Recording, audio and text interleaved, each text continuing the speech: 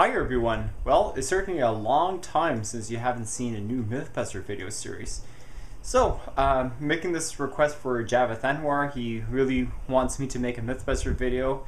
So now, today it's Thursday, and usually I don't work on Thursdays, so all the more reason to rekindle back an old Tarantula video favorites of mine, and exclusively found on my channel.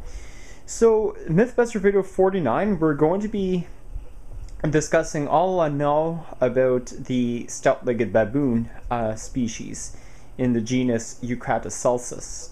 So, as typical of my style of these videos, I always go over their common names, their scientific names, how we pronounce them, so that helps newcomers understand how to pronounce the scientific names, because I foremost favor these scientific names over the common names for reasons I already discussed in many other videos, simply because they're way too general, they're very ambiguous, and some specimens have 5 or 6 different common names, and I rather personally learn one scientific name rather than learn 6 or 7 different common names, and most of the time they're made up.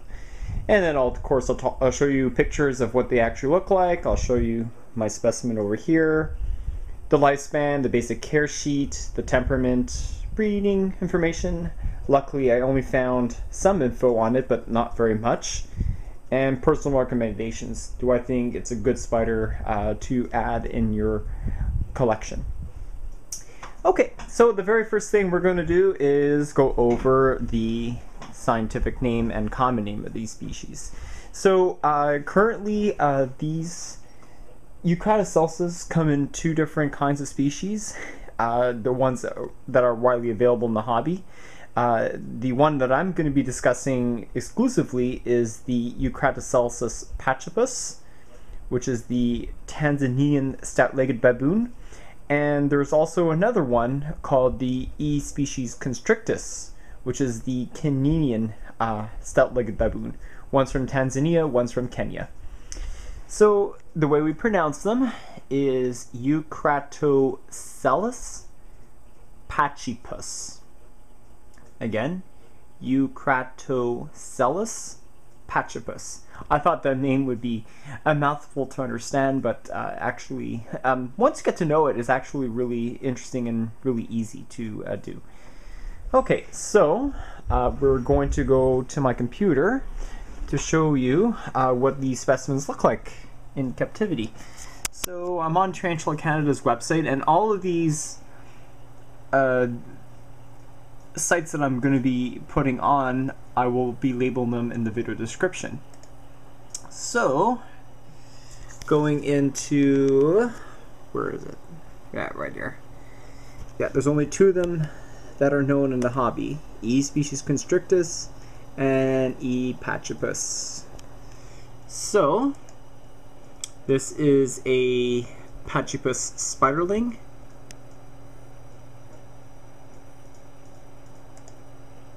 This is the mature female. This is the mature male. As you can see, he's very, very tiny compared to the female. And you don't really see the typical bushy legs that these have. And mature males will sport tibial hooks. You could probably see them. I can see one right over here.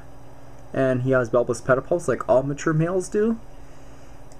And this one here is a pretty cool looking one. This is the female Eucratoscelus constrictus. That one is from Kenya. And this is one from Tanzania.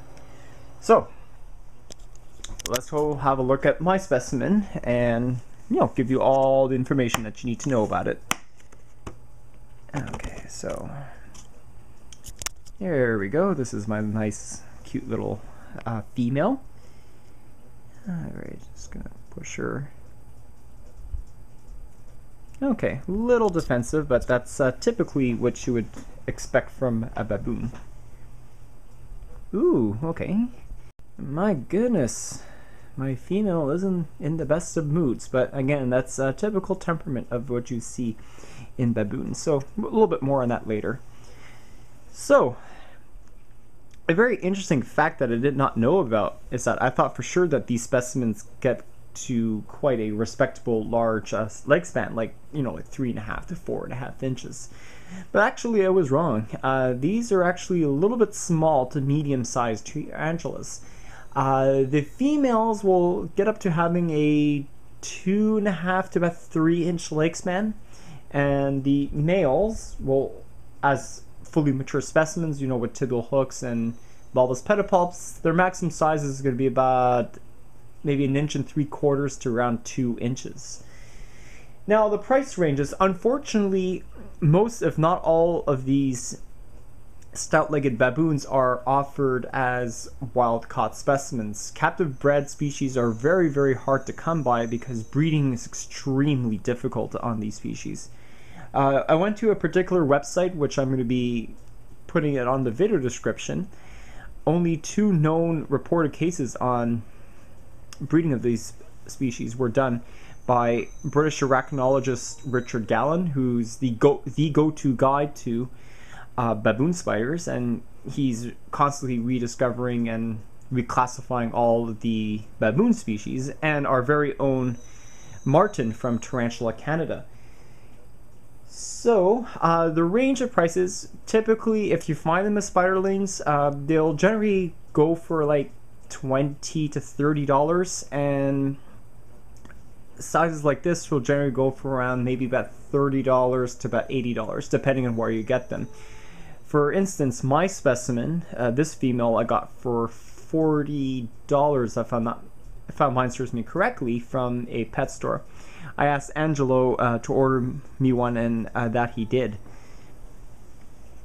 Okay, so now that you know about the sizes, oh, the lifespans, I forgot to mention that one. That's pretty interesting to note. Typically, they have the same typical lifespans that you would expect from a baboon, an old world species. It's a little bit faster growing, so about 10 to 15 years average for a female, and males around 3 to 5 years. They'll probably live about 6 months to about a year after maturing before they die off due to old age. Now about the basic care setup and how to care for it. Basically, if you know how to care for a green bottle blue, Chromapelma sanopubescens, you can find that in Tarantula Mythbuster video 9. Then you're pretty much all set, because these have exactly the same identical care sheet, just for the fact that the only thing different is that you had to add deep substrate to it, because these are old world terrestrials and these are phosphorials. So that means that these are naturally burrowing species, and they need to burrow if they want to do well in captivity. So this is my setup for my stout leg. It's pretty much a wide-sized deli container, and you could probably see how much substrate I put, around more than 3/4 of the way. Now, substrate, you can use eco earth, that is the brick earth that you buy from a pet store, also called coconut fiber, or potting soil serves this as well. A hide, it's up to you if you want to. I have a little pill jar, an open pill jar, so she can crawl up inside and don't do her hiding, but unfortunately she's not using it. A water dish is a must-have. I have a little small bottle cap in there. Unfortunately, she covered it with her substrate, as most tarantulas will do, and she started to finally pre-dig a burrow, which is something that you would typically notice in baboons. So they're not really a good display species. So temperatures, you know, you can keep them around 75 to 80 degrees Fahrenheit, so that's around 24 to 26 degrees Celsius.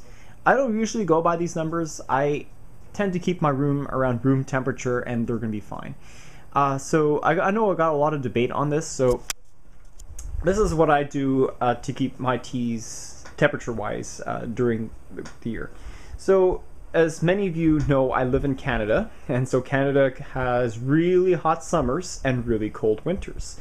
So typically summer here, on average, is around 24 to 28 degrees Celsius, so that's typically conditions that favor the teas, and the summers on a really hot day, it can get up to 37 degrees Celsius with the humididex. So typically I like to keep my window open during most of the day, to get all the fresh air in there, and I have air conditioning, so I want to, like, get it nice and warm in here. And typically my room being upstairs, it's the warmest location in the house, so it really serves me good. In winter, that's where it gets really difficult, and I have to use this little space heater to supercharge my heating. Winters here on average around -10 to -15 degrees Celsius, but with the wind chill, some of them could get up to -24 Celsius. It's freezing. So usually my heater, it is only on when I'm in the room. I generally put it on for 20-minute bursts for every 4 to 5 hours. I don't really need to keep that on because this ceramic heater heats up the room in like 15-20 minutes, so I don't really usually keep it on for too long. And plus I have a thermal pump, so I have heat during the winter and cold air during the summer, so it helps to keep the room nice and comfortable, and that's just a supercharged way to heat up the room. And if you notice that all my tarantulas, I'd never use heat mats because, like I said, for reasons I've specified in older videos, you never want to use heat mats for tarantulas, typically because they can create hot spots in the enclosures and they can get severely burned. And this is really important to never ever use them for overall burrowing species, because they can go right under the under tank heat mat, and they can actually burn themselves and they can actually die, because tarantulas are more susceptible to extreme heat than to cold. So it's important to keep them like room temperature. Sure, they might go a little bit more slowly, but they'll fine, and they'll help you save your electricity bill. Humidity, if you want figures, 60 to 70 degrees, 60 to 70%. So typically what I do to keep them that humid, to give them that range of humidity, I never use humidity gauges. I just typically keep the water dish with water. Unfortunately, I have to do that with my specimen, and just give a very light soaking of the substrate. I generally do it once every 2 or 3 weeks, and that'll be fine. Just enough to get a little bit hydrated. Temperament, well, as you can see, not a very friendly species, but they're a little bit unique because most websites, if you go to them, will actually label them as semi-docile species. But again, individuals range. I don't recommend handling any baboons whatsoever, simply because of their defensive nature. This one's a little bit more forgiving, but at least not bite in your face. T like your OBT or your S. calceatum, the feather-leg baboon. Yeah, so you just want to be careful on that, and also don't handle them because they're also pretty venomous too. Actually, highly venomous, as you would expect for this old world species. If you ever get bitten by them, again, it's hard to say because I've never been bitten before from experience, but individuals will vary. If you ever get bitten by them, you will be in pain for a considerable number of hours. You probably will get some little swelling there and maybe a few cramps here and there, but it's not exactly life-threatening. These tarantulas, or any tarantulas for that matter, will not kill you, as you can never be allergic to their venom because they don't have the sufficient peptides that will induce a anaphylactic reaction. So breeding as is concerned, as I mentioned earlier, these are extremely difficult species to breed, simply because the females are very aggressive towards the males and usually end up getting eaten, simply because you can see how small the male is compared to the female. Now, on this website, I'll just show it to you right now. I'll just close this for now. Okay, so this is the site, tarantulatropica.ru. I think this is a Russian website. So, yeah, so here is Richard Gallen's breeding information. The mating occurred on the 4th of July, 2003, and he didn't get a sack until 2 months later, September 17th. That's actually pretty fast for a Molsa species, but then again, he probably had the right conditions, like very warm and very humid. Now, let's check out Martin's breeding information.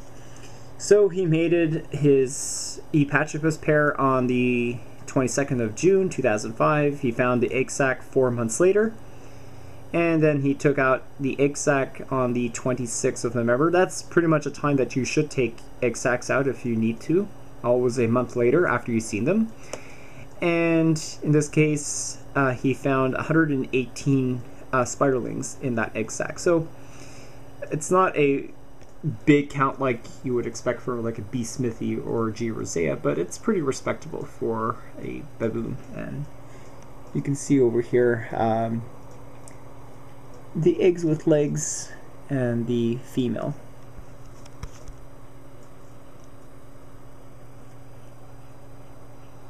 Most species of the genus Eucratoscelus are known only from the neighboring territories of Kenya and Tanzania.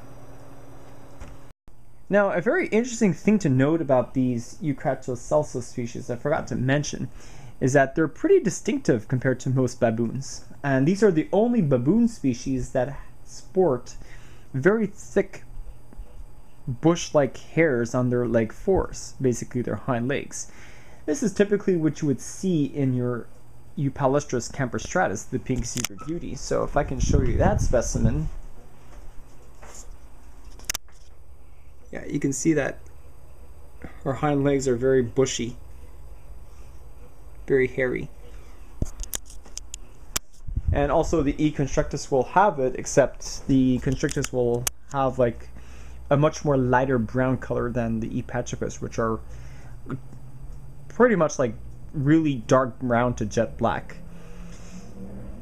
So yeah, another very interesting thing to note about this species. So my personal recommendations: do I think it's a good tarantula to own, and what's my experience with this species so far after owning it for at least, I think, around a couple of months, like 8 or 9 months, almost less than a year. So I like this species. It's got a great appetite, as you seen in most of my tarantula feeding videos. Sure, they're not the most good display species, but they're actually really cool, just because the fact that is generally one of the more docile baboons, but again, individuals vary. You saw my specimen. This is actually the very first time I actually see her in a threat posture. But it's a really cool. I like this one. It's a really nice appearance. It's really cool, really rare to find. And of course, as you've seen in my feeding videos, great appetite. So I don't recommend this for someone starting out, like someone who's starting the tarantula out and want to get their first tarantula. This is not the tarantula I recommend getting, simply because it's pretty venomous. It's also skittish and defensive, but it's actually a good starter old world species. By that I mean, say like you're starting to go into the intermediate to expert range. So typically if you owned a G. rosea and you owned a B. smithi, and then you own some of the more defensive teas, new worlds, like, you know, like your Samapoa species, your Lasiodora, your GVB, and you want to try to venture into the old world species, this is probably the most ideal one, next to the Ceratogyra species, the horned ones. Yeah, very, very cool, and I like this female. So everyone, I do hope you liked this video. I hope you learned something about the E. pachypus. And the next one, I'm going to be trying to post these Mythbuster videos as often as I can. I'll probably do one every other Thursday, because Thursdays are pretty much the days where I typically don't work or try to make room in my schedule. So the next Mythbuster video I'm going to be talking to you about, I already planned this out, will be the very elusive Sicarius turosus, the six-eyed sand spider, because you don't really see a whole lot of information about him. These are the second most venomous spiders in the world, and they're really not much talked about. A lot of them will people tell you is that the Brazilian wandering spider, the Phoenicera fera, and the Atrox robustus, which is the Sydney funnelwebs. These are the most two widely talked about because these have the most recorded deaths, because they are they're far more aggressive than these guys. But I think these guys deserve a Mythbuster video. They're really cool species, but so you'll learn more about them once I get to it. And then Mythbuster video 51 will be a general care sheet on centipedes, because most of these centipedes have very similar care, and just basically how much you're willing to pay for one and what colors do you like, pretty much. And now, before I want to end the video, I just want to show you that one of my teeth is freshly molted. Sure, it's not the E. pachypus, but it's really cool to do. Well, this is the new Beeratum that I got from Bruce, a replacement for the one that passed away. Ate it a second. And yeah, I just want to show her pretty colors. Really, really awesome looking species. So, this was a request for Javith Anwar. Hope you liked the video. And I have a shout out to give to Dominic, which I'll be posting his link to his YouTube channel on my video description. Just check it out. He posts very similar videos to mine on tarantulas and uses pretty much the same camera. Alright everyone, hope you liked the video. Thanks for watching, and stay tuned for a Silent Hill 4 video. I just made one a couple of days ago, just didn't have time to upload it, and I will be starting the tour probably in the next few hours. I just have to go get a haircut because it needs my hair's pretty long. Anyways, thanks for watching.